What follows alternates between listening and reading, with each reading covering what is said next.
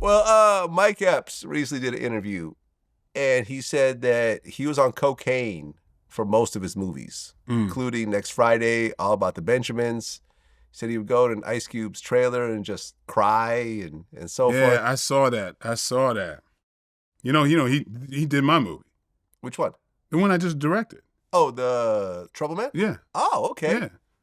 Yep. I happen. It's funny you happen to me. I'm lucky. I happen to catch what you're just talking about, and that really hit my heart because Mike was talking about how he came back home, and people just wanted him to be doing bad. Is that what you're talking about? I think so. Yeah.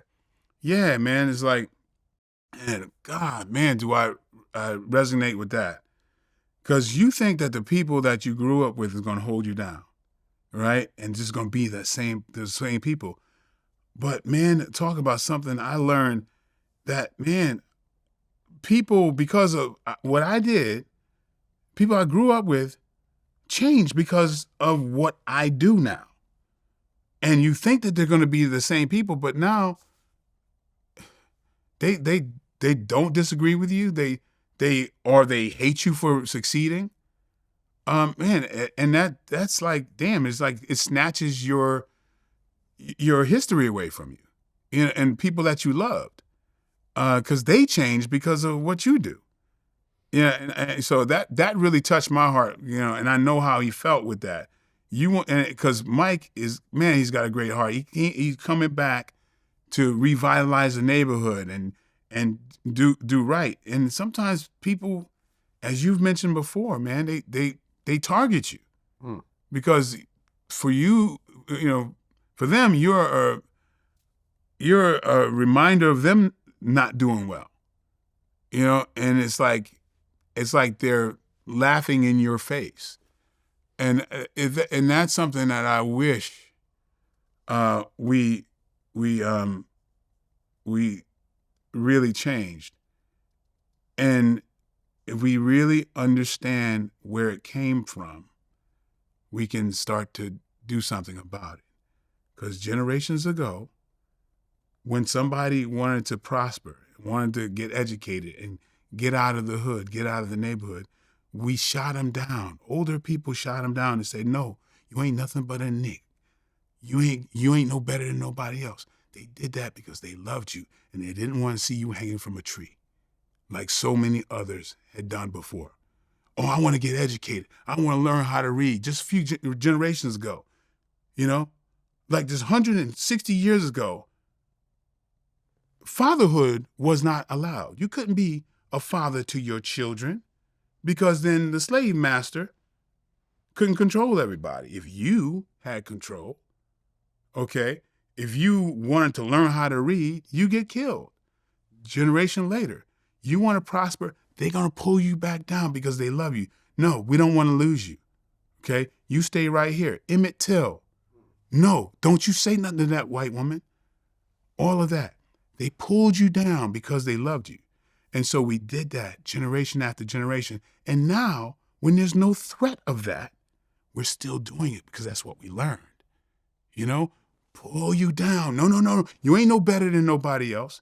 And we do that to the ones we love because that's what we were taught to do. But doesn't this happen in every community? No. You don't think this happens with poor whites? To some degree. You get out of the trailer park, you go back, they're all hating on you, they're all jealous, they're all fucked up, and you're not. That's a jealousy thing, not a cultural thing to keep you fucking alive. Okay. It's another level. There's a subtlety difference in there, yeah. Big difference. Okay. Because there was real blood and pain and people hanging from motherfucking trees behind that shit. Because that one hanging from that tree dared to look a white man in his eye. It's not the same. So then generations of pulling each other down under the guise of love, because our loved ones, our grandparents did it. Our mothers did it. No, baby, you ain't no better. And then our humor, you so black, you so this and that, pulling each other down. Our rap, pulling each other down. You ain't shit. You the nigga, all that kind of stuff. And it was born out of love. That's what's so twisted about it. But, it's what we learned in the Jewish community, of course, there are certain things that are learned that are, that just are knee-jerk responses. Like there's kind of a thing of guilt or whatever, that you kind of, it's a tradition. No, guilt is a big part of right. So, but nobody Jewish tells you community. to do that. You just learn it from the generations above you. So so this self-hatred has turned into an art form in the Black community.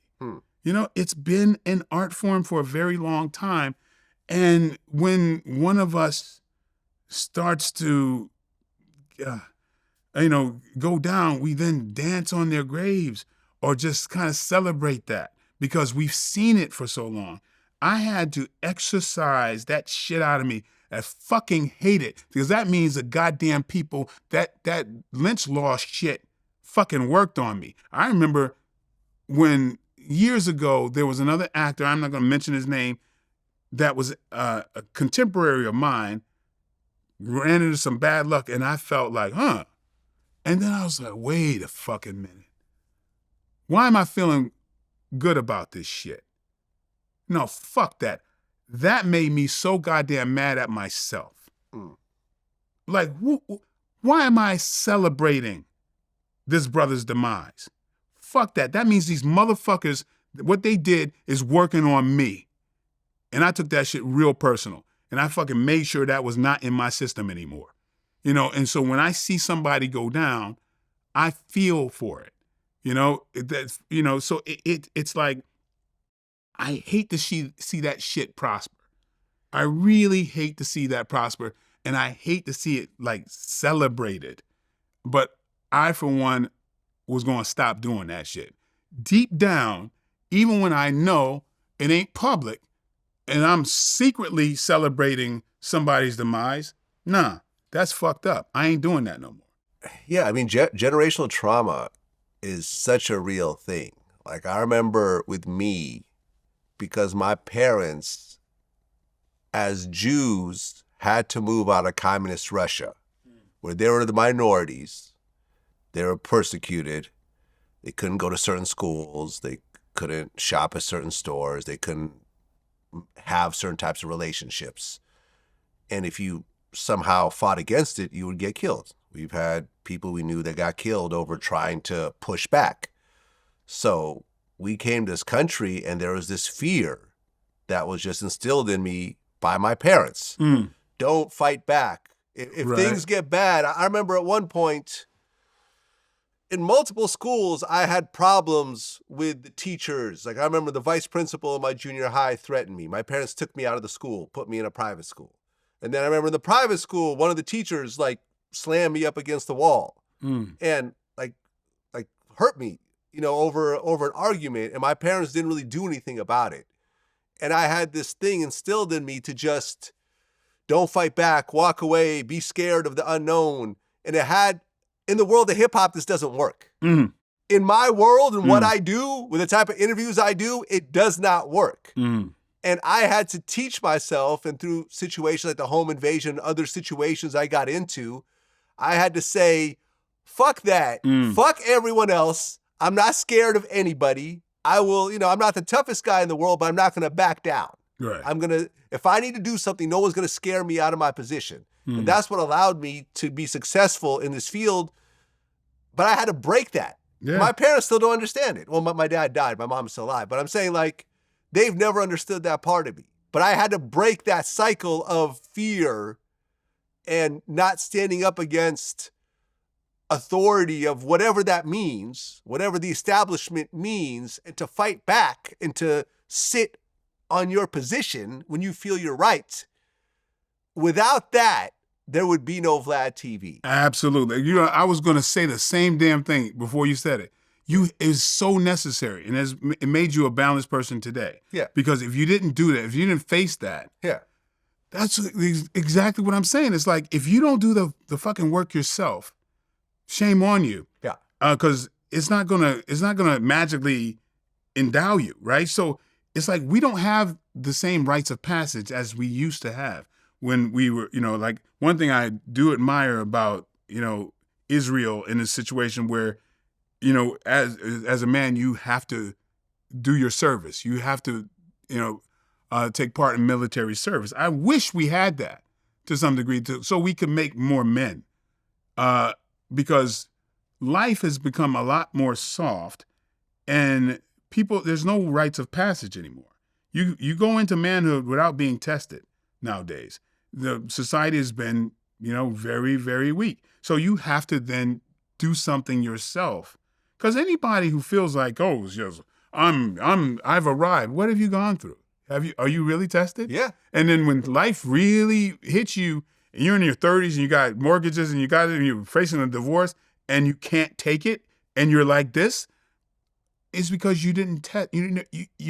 You're not tested, but you told yourself, because I have this age and I have these trappings, that I'm ready. I feel sorry for this age group, because a lot of them are finding out they're not going through what the rest of the world is going through when they're still making men in other countries. Well, and yeah. we're not.